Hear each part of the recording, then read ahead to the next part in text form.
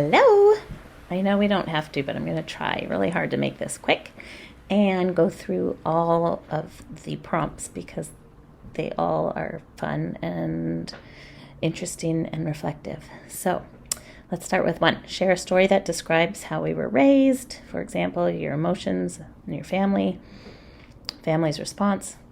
That one. My parents used corporal punishment. My dad was a drill sergeant in the Marines and treated his 4 children as such. So we were beaten and whipped and scared to death of our father. And then when my mom and dad divorced, my mom assumed that position. So I think that's just how she thought she could get us to do what we were supposed to do. So she let him run the household that way. And he was the meanie until they were gone. And then she took over. So it made us scared of both of them. I know it made us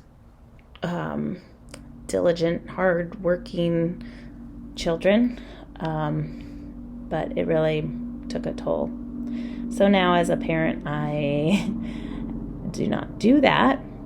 But what I've realized probably before this class, but really now with this class is especially the belittling and some of the shaming that is talked about in our readings and things. I do see some of that coming out, embarrassing them in front of someone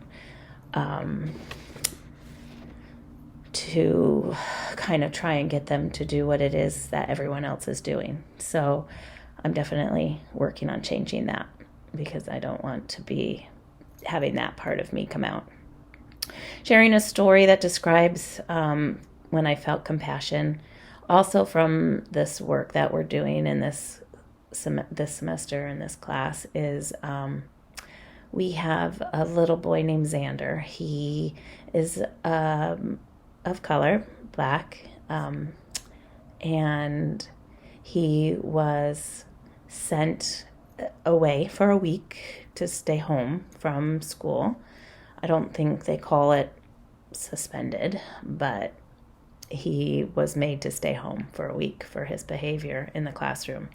Now, I had this kid last year, and he was amazing. I didn't really see this kind of behavior from him. So I don't really know what is going on. But with all of the material about the prison to pipeline,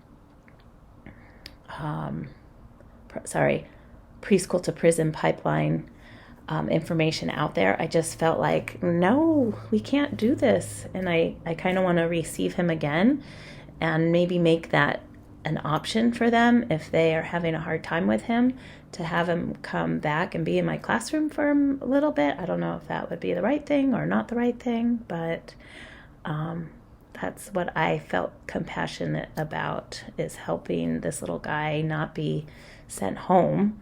I don't think that is solving the problem, because I think home is part of the problem. Anyway, that could go on, but share a story that describes how you take care of yourself. Do you notice a difference in your level of compassion for your children when taking care of yourself versus having let this go a little? So in Santa Barbara, when I was living in Santa Barbara, I live in St. Louis now, but when I was living in Santa Barbara, I was working 80 hours a week. I had my own childcare. I had about 12 kids all by myself. I ended up getting some help, but besides working a full-time job doing that, I also taught swimming, and it made me go crazy because I wasn't able to be the mom I wanted to be. I wasn't able to focus on being there as a present part of the family. I was just so preoccupied by everything. I was still working out, doing my workouts in the morning, but that didn't take away from the family, but it did put an extra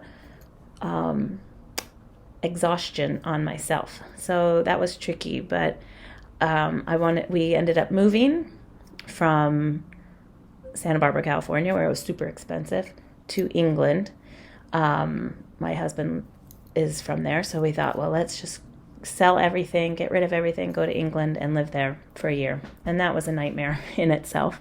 But it gave me some time to decompress. I wasn't able to work or travel because my visa was messed up, but I was able to be fully 100% present for the children. So that was kind of a nice bonus out of that situation.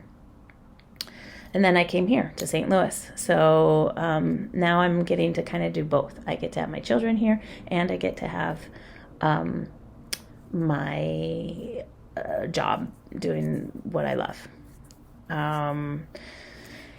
Let's see. I really liked, I'm already at 5:46, so I'll just be fast. I really liked the breaking habits question. I thought that was really good because I have tried to stop spending or money or wasting time procrastinating, and I cannot do it. So I thought that was a brilliant question and one I can go back to more.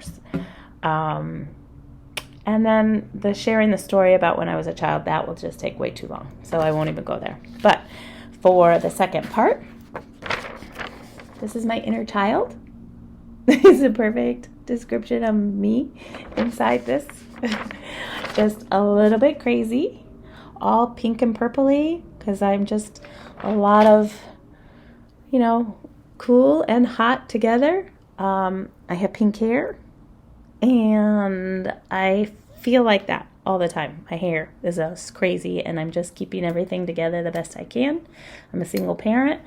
My husband and my son are living in California, and I'm here with my 2 daughters. So I'm just doing everything all the time. I'm still teaching swimming. I'm still running my classroom as a head teacher and babysitting and all these other things to make ends meet.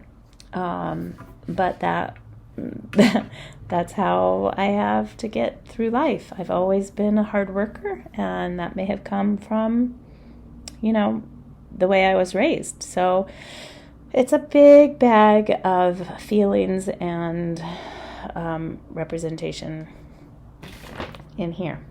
So I will try to upload this so you can see it. Thanks.